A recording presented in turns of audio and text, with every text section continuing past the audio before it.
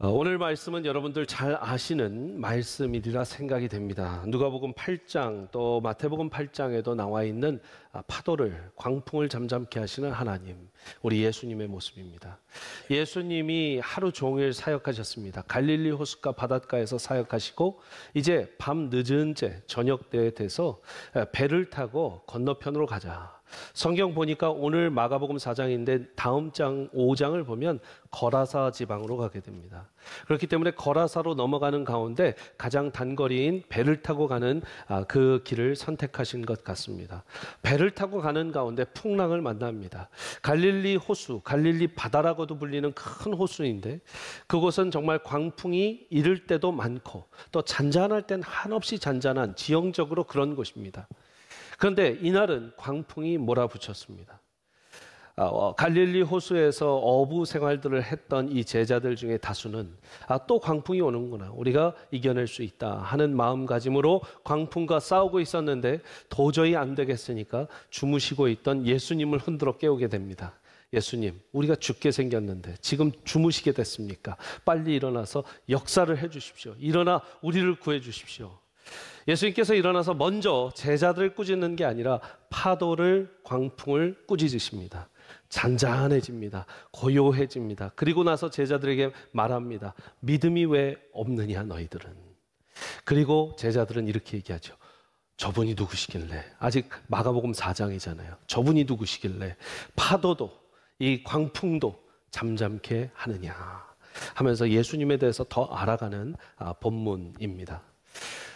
저는 이 본문을 여러분들 오면서 제가 첫 설교로 말씀을 전하기에 원했던 것은 하나님께서 주시는 특별한 그 깨우침이 있었기 때문입니다. 여러분 오늘 제목을 한번 읽어주시면 참 재밌는 제목을 제가 지었습니다. 같이 한번 읽어볼까요? 시작! 예수님을 깨우지 마세요. 예수님을 깨우지 마세요. 예수님을 깨우는 것보다 더 중요한 건 우리가 깨움 받는 것입니다. 예수님을 깨우지 마시고 우리가 깨어지는 역사가 있기를 바랍니다. 예수님은 이미 깨어 있으신 분입니다. 깨어 있으신 분이기에 말씀 사역을 하시고 천국 복음을 전하시는데 지금 육체의 몸을 입고 오신 하나님이시기 때문에 피곤하십니다. 또 고단하십니다. 그렇기 때문에 단잠을 주무시고 계시는데 정말 광풍이 몰아쳐도 깨지지 않을 만큼 깊게 주무시고 계시는 예수님을 제자들은 흔들어 깨웠습니다. 저는 여러분들께 오늘 역설적으로 예수님을 깨우지 말고 우리가 깨워져야 한다라는 말씀을 전하기를 원합니다. 여러분 어떤 부분에서 우리는 깨워져야 할까요? 먼저 오늘 말씀의 37절 말씀 보시면 큰 광풍이 일어나며 물결이 배에 부딪혀 들어와 배에 가득하였더라. 또 38절에 예수께서 시작! 예수께서는 고물에서 베개를 베고 주무시더니 제자들이 깨우며 이르되 선생님이여 우리가 죽게 된 것을 돌보지 아니하시나이까. 예수님께서는 광풍이 있어도 평안을 찾으셨다라는 거예요. 우리가 바쁘다 하기 때문에 평안과 평강이 없다고 생각하고 오해를 합니다. 근데 여러분들께 한번 여쭙겠습니다. 정말 바쁘기 때문에 우리가 평안하지 못하는 걸까요? 정말 바쁘기 때문에 눈코 뜰 새 없이 바쁘기 때문에 우리 마음 가운데 평강이, 피스가, 아이레네, 피스가 없는 것일까요? 그렇다면 예수님은 이렇게 바쁘셨고 천국 복음을 전하시러 갈릴리의 수많은 사람들, 수많은 무리들이 그를 따르고 지금도 배가 한 척이 아닙니다. 여러 척이 따라올 만큼 그분은 당시의 슈퍼스타, 정말 당시에 많은 사람들이 예수님을 한번 만나고자 모여들었습니다. 수천 명, 수만 명 사람들을 만나면서 천국 복음을 전하는 아주 바쁜 스케줄을 소화하셨던 예수님. 그런데 그분이 평안이 있었고 평강이 있어서 잠을 깊게 주무실 수 있었다는 것은 저에게 정말 큰 도전이 되고 은혜가 됩니다. 여러분 첫 번째 우리가 깨워져야 되는 것이 이것입니다. 예수님을 깨우지 말고 여러분들을 깨우시고 나를 깨우라. 첫 번째 말씀은요, 평안이 없는 내 인생에 왜 평안이 없는지 나를 깨우라라는 겁니다. 바쁜 일상 가운데 내 안에 평안이 없다고 착각하고 나를 속이고 잠들고 있는 분들 깨우십시오. 잠들어버린 여러분들의 영혼을 깨우시기를 바랍니다. 너무나 재밌는 사실 한 가지를 하나님께서 깨우게 하셨는데 이 본문을 묵상하는데 이런 마음을 주시는 거예요. 내가 가장 많은 시간을 썼고 나를 가장 바쁘게 하는 일이 결국 내가 가장 욕망하고 열망하는 일이라는 것을 깨우쳐지게 됐어요. 여러분 잘 생각해 보세요. 여기 띄워놔 주십시오. 내가 가장 많은 시간을 드리는 것이 무엇입니까? 내가 가장 많이 바쁘고 애쓰는 일이 무엇입니까? 그것이 여러분들이 가장 욕망하고 열망하는 것이고 소망하는 것이라는 거예요. 여러분, 우리의 마음 가운데 소망과 열망과 욕망은 어디나 있습니다. 그 열망과 욕망을 어디에 쏟느냐가 문제지, 열망과 욕망이 없는 사람은 여러분 어쩌면 마음에 병이 있는 사람 빼고는 모두가 갖고 있어요. 제가 너무 솔직한가요? 우리 모두가 열망이 있습니다. 욕망이 있습니다. 그 욕망을 200% 하나님께 쏟으면 평안과 평강이 바빠도 있더라고요. 할렐루야. 그 열망과 욕망을 200% 세상에 쏟는다? 안 바빠도 불안해요. 잘 벌고 있어도 불안해요. 저는 이번에도 한국의 기업체, 큰 기업들 가서 믿음의 기업들의 이제 채플이 있고 예배가 있는 기업들의 예배들을, 직원 예배를 인도했습니다. 여러분, 정말 벌어도 끝이 없는 게 이 부자들이죠. 근데 벌어도 끝이 없는 그 욕망이 하나님을 위해서 벌겠다고 작정한 기업들이 있어요. 그 기업들은 이슬람권 가서 공장을 열어가고요. 거기에서 예배를 매일 드리게 할 수 있냐 없냐를 정부랑 싸우게 합니다. 그러나 못 드리게 한다? 그러면 투자를 얼마나 했든 공장 부지가 얼마 됐든 다 포기하고 그냥 떠나요. 여러분 그러실 수 있어요? 수십억, 수백억, 수천억 들여갖고 공장 세워놨는데 예배 못 드리게 한다라는 정부가 서서 하루아침에 다 관두고 나올 수 있어요? 그들의 욕망은, 그분들의 예배, 이 열망과 욕망은 예배에 있었기 때문에 그걸 포기하고 나오더라고요. 여러분, 크리스천들은 돈을 벌래도 그렇게 벌어야 된다 생각이 됩니다. 여러분들 사업체에서, 여러분들의 사업체, 여러분들의 직장에서 어떤 걸 욕망하고 열망하고 사십니까? 누군가의 벨이 울렸어요. 지금. 누군가 집에 왔다라는 거죠. 여러분, 무엇을 욕망하고 열망하는지 모르겠지만 하나님을 위해서 200% 쏟으면 하나님께서 분명히 평안과 평강을 주신다라는 데에 동의하시면 아멘. 그것은 제가 경험했고 제가 경험하고 있고 수많은 사역 눈코 뜰 새 없어도 제 마음엔 평강이 있습니다. 여러분들이 디자이어하는 무언가 때문에 여러분들 마음을 뺏기지 마십시오. 하나님께 그 마음을 드리는 우리 세미한 성도들 되시기를 간절히 바랍니다. 두 번째, 어떤 부분에서 우리는 깨우쳐져야 하는가? 38절 말씀 보니까 우리가 죽게 됐다라고 얘기합니다. 하나님은 하나님이 함께 계시기만 해도 모든 게 완벽하신 분이에요. 하나님이 손가락을 안 하셔도 하나님이 함께 계시는 것만으로도 완벽하다라는 거예요. 이 배에 예수님이 타고 계시다면 흔들어 깨워서 예수님이 뭔가 일을 안 하시더라도 제자들은 지금 원하는 게 뭡니까? 흔들어 깨워서 예수님이 뭔가 일을 하셔야만 본인들이 평안과 평강을 얻는데 지금 그 일을 안 하고 계시니 우리가 죽게 생겼는데 죽게 놔둘 겁니까? 하면서 따지고 있는 거예요. 생각해 보면 저나 여러분이나 하는 기도일 때가 있죠. 저도 했어요. 솔직히 말씀드립니다. 담임 목사 돼서도 했어요. 우리 2020년, 21년 뭐 어려운 것 때문에 파이낸셜 또 빚 얘기 나오고 막 할 때요. 하나님 왜 이렇게 침묵하세요? 왜 이렇게 하나님 역사를 안 해주세요? 제가 일주일째, 2주일째, 한 달째 기도했는데 왜 응답이 없으세요? 저도 그랬어요. 근데 생각해 보면 그것이 내가 영적으로 잠자고 있고 깨우치지 못해서 그렇더라고요. 그래서 두 번째, 우리는 예수님을 깨우지 말고 나를 깨우라. 두 번째 말씀은 함께 계신 주님보다 일하는 주님만을 찾는 내 신앙을 깨우라. 함께 계시는 주님을 더 찾는 내 신앙이 되시기를 축복합니다. 왜 그러냐면 성경적으로요, 여러분 창세기부터 하나님은 함께 계시겠다라는 말씀을 참 많이 하세요. 그리고 그 말씀 가운데 함께 걸어가신다라는 말씀을 하세요. 동행이라는 이야기를 하시죠. 저를 따라서 동행. 여러분 동행할 때요 계속 말하지 않습니다. 여러분 누군가 산을 타보셨습니까? 한참을 타고 올라가는 게 산이고요, 또 한참을 타고 내려오는 게 산이에요. 그 위에서 그 밑에서는 어쩌면 잠시 잠깐 머뭅니다. 우리의 신앙도 가장 피크였을 때, 영적으로 가장 피크는 어쩌면 그렇게 길지 않아요. 또 가장 빠름, 바닥을 치는 것도 그렇게 길지 않습니다. 더 긴 시간은 뭐냐면 그 능선과 수많은 계곡들과 수많은 평지와 오르막들, 내리막들을 타는 그 길이, 동행이 정말 그 긴 시간에 하나님과 함께하는 시간이에요. 아까 말을 많이 하고 말을 적게 한다 이야기를 했는데, 여러분 현대인들이 참 조용하고 말이 없는 걸 못 참는 것 같아요. 조금 말이 없으면 집에서 뭐라고 합니까? 뭐야, 화난 거에서 말을 해. 뭐 시위하지 말고 말을 해. 그죠? 뭔가 조용히 이야기를 하면 너무 힘들어해요.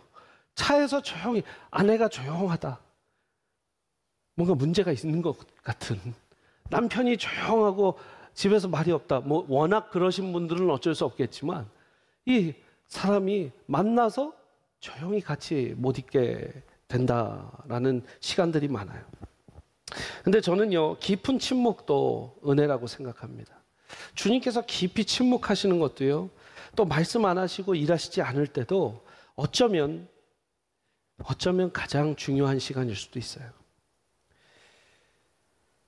깊은 침묵 가운데 나오는 말 한마디가 현자들의 수천만 말보다 위대할 수 있습니다. 어떤 시인의 글귀가 있습니다. 이런 글귀예요. 제가 기억을 정확하게 한지 모르겠지만 이런 말입니다. 똑똑한 사람은 알맞게 옳은 말을 하고 지혜로운 사람은 때맞춰 침묵할 줄 안다. 우리 하나님이 계속 여러분들 막 귀에 가슴팍에 계속 말씀하시면 여러분 여기 못 앉아 있습니다. 이렇게 어쩌면 침묵 가운데 같이 동행하는 것, 그걸 함께 있는 것.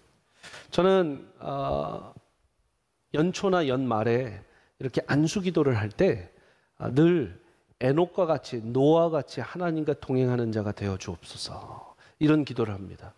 창세기 5장에 보면 에녹이 나오는데 에녹의 기록 가운데 가장 축복받는 기록은 이것입니다. 에녹이 하나님과 동행하더니, Enoch walked with God. 다른 말이 없어요. 그냥 함께 걸었다. 노아에 대해서 믿음의 이 가장 정말 하나님께서 믿고 방주를 맡기신 노아의 6장 9절, 그는 하나님과 동행하였다. Noah walked with God. 창세기 28장 15절에 야곱에게 하나님 말씀하시는데, 내가 너와 함께 있어. 내가 어디로 가든지 너를 지키고 너를 이끌어 이 땅으로 돌아오게 할지라. 내가 너에게 허락한 것을 다 이루기까지 너를 떠나지 아니하리라. 여러분 여기에 동사가 많이 나오죠. 어디를 가든지 널 지키겠다, 너를 이끌겠다, 돌아오게 할 것이다, 이루기까지 너를 떠나지 아니할 것이다. 하나님 역사하시고 일하시잖아요. 아니요, 그 전에 하나님이 함께 있어야 일을 해요. 창세기 31장에서도 야곱에게 이렇게 말씀하십니다. 내가 너와 함께 있으리라. I will be with you.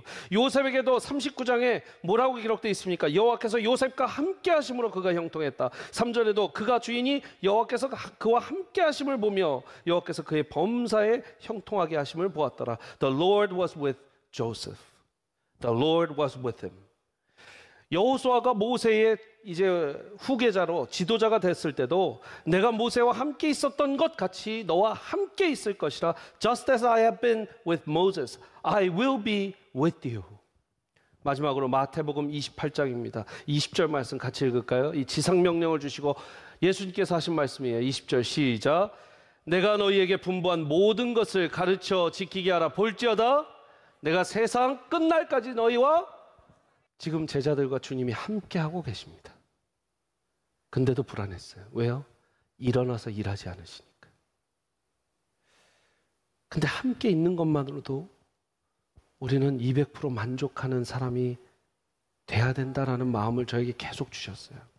그러면서 저에게 이 한 달 동안 참 이 말씀을 가장 많이 함께 있는다라는 것, be with you 말씀을 묵상 많이 하게 하셨는데 우선순위에 대한 고민을 하게 했습니다. 우선순위.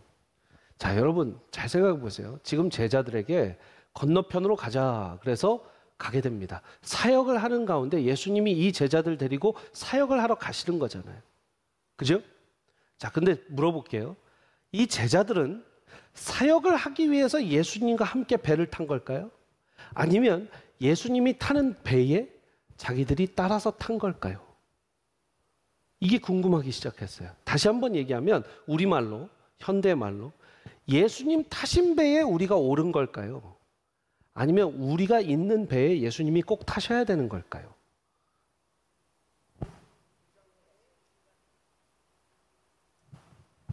정답은 알아요. 우리가 지금 여기. 예수님 타신 배에 우리가 타면 되잖아요.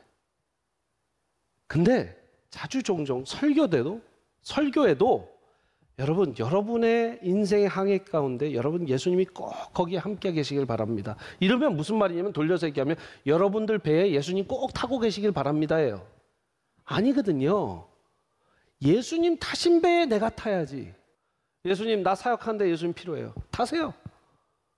성령님도 필요해요. 타세요. 근데 사실 많은 경우 이렇게 한 때가 많아요. 저나 여러분이나. 여러분 오늘 메시지는 어쩌면 간단합니다. 하나님과 함께 하는데 우선순위가 여러분 배에 하나님을 함께 태우는 게 아니라 여러분이 그 배에 승선해서 하나님이 타고 계신 배에 주무시든 깨어 계시든 일하시든 묵상을 하시든 침묵을 하고 계시는 예수님이라도 여러분이 그냥 타시면 돼요. 아멘? 정말 이게 아멘이시길 바랍니다. 그게 우리가 깨어지는 거예요. 예수님을 흔들어 깨운다는 건 굉장히 예수님 이럴 때 못 일어나세요? 일어나세요 좀 이거거든요. 얼마나 오만방자한 생각이고 마음인지 몰라요. 우리가 주님을 깨우고 있진 않은지 우리가 먼저 깨어져야 될 줄 믿습니다. 마지막으로 우리는 어떤 부분이 깨어져야 하는가 말씀을 묵상하면서 예수님을 깨우지 말고 나를 깨우라. 세 번째는 무작정 풍랑이 왔다고 겁먹고 두려워하지 말고 이 풍랑이 어디서 왔는지를 알고 내 문제를 깨우라. 내 문제를 깨우라. 여러분 문제가 있으십니까? 문제가 어디서 왔는지를 깨우치시기를 간절히 축복합니다.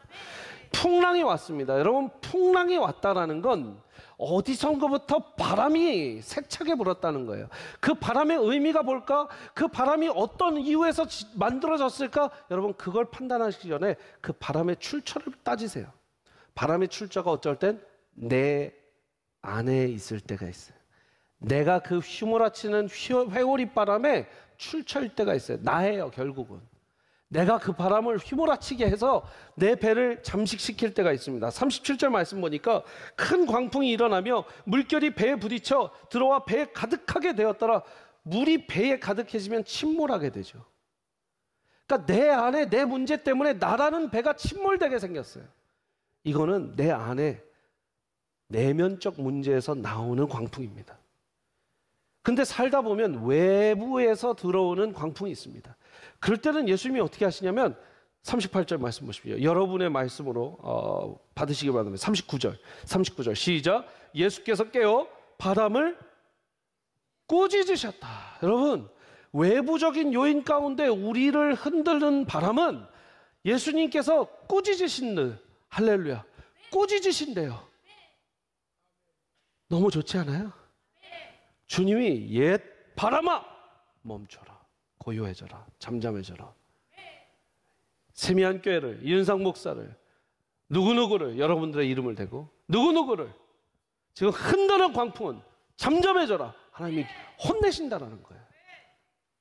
내부적 요인이 있고 외부적 광풍이 있어요. 근데 자주종종 이 광풍이 불면 어디서 왔는지도 모르고 그냥 나는 두려워 떨게 됩니다.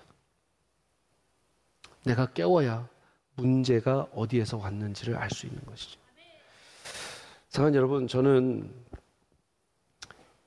이 설교의 말씀을 묵상하고 마지막으로 이렇게 정리를 하다가 그런 생각이 들었어요. 제목이 예수님을 깨우지 마세요잖아요. 그렇다면 예수님을 그냥 주무시게 둬야 되는가 아니면 깨워야 되는가, 사실 여기에 다시 질문이 되게 됐어요. 저는 굉장히 단순한 사람입니다. 예수님을 깨우지 마세요로 설교를 시작하고 하나님의 말씀을 묵상하게 됐는데 결국 쓰다 보니까 말씀을 막 묵상하고 설교를 쓰다 보니까 주님 그렇다고 안 깨우겠어요 저희가? 응? 이게 성도님들이 동의하시겠어요 이게? 그래도 여러분 한번 설문조사 해볼까요? 그래도 난 깨운다 1번, 끝까지 안 깨운다 2번. 깨울 때도 있어요. 아니 그 생사의 문제에서 지금 깨운다 안 깨운다예요. 거의 지금 깨운다. 깨운다가 답이 많아요. 지금 여러분 깨워야 되나 말아야 되나 그걸 고민하고 있다가요. 제가 그러려면 예수님을 깨우지 마세요라는 그 정말 강력한 묵상을 주질 마시지. 주님 왜 이렇게 이게 시대에 혼란스러울 수 있는 설교가 될 수 있거든요. 이은상 목사는 그래서 예수님을 끝까지 안 깨우겠다고 작정했더라 뭐 이런, 사실 그렇게 선포할 수 있는 목사도 없어요. 근데 하나님이 이 마음을 너무 품게 하셨으니까 주님을 깨우는 게 아니라 나를 깨워라. 그러면 주님 날 다 깨우고 나면 주님을 깨워도 되나요? 이런 질문까지 하게 됐어요.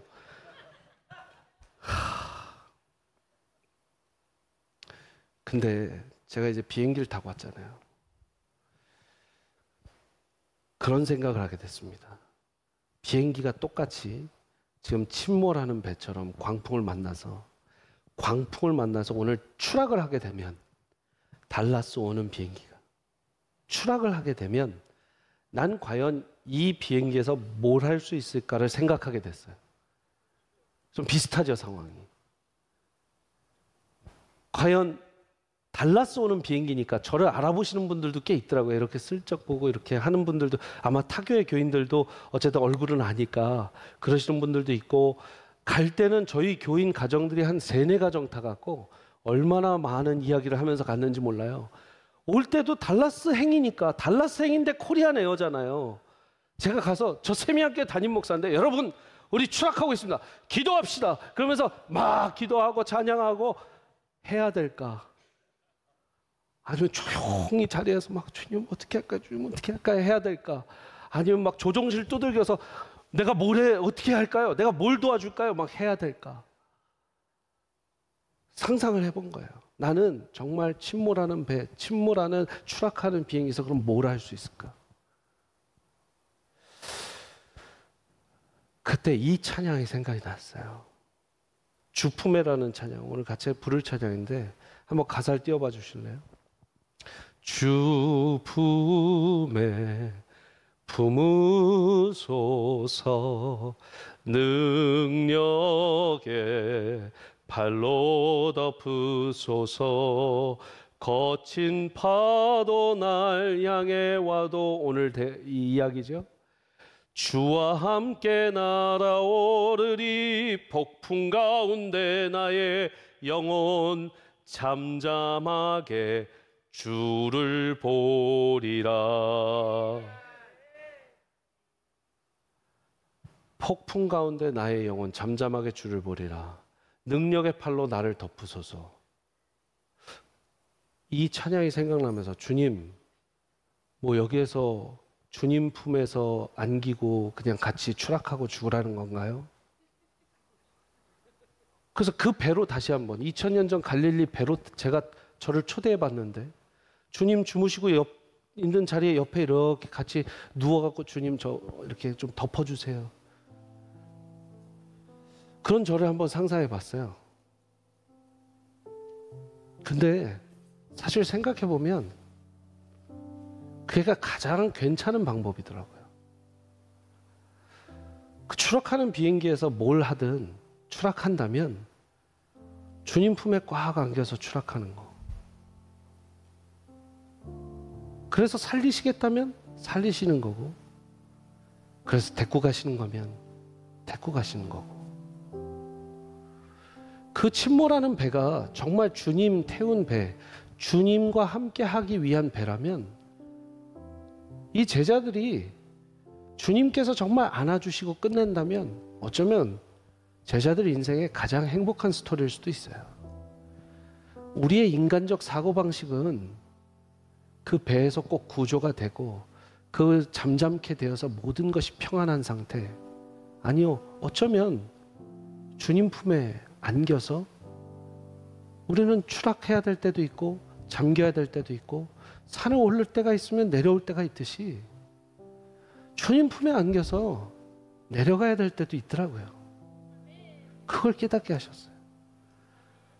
이은성 목사야, 네가 정말 나랑 함께 한다면 추락할 때도 함께 해야 되지 않겠냐?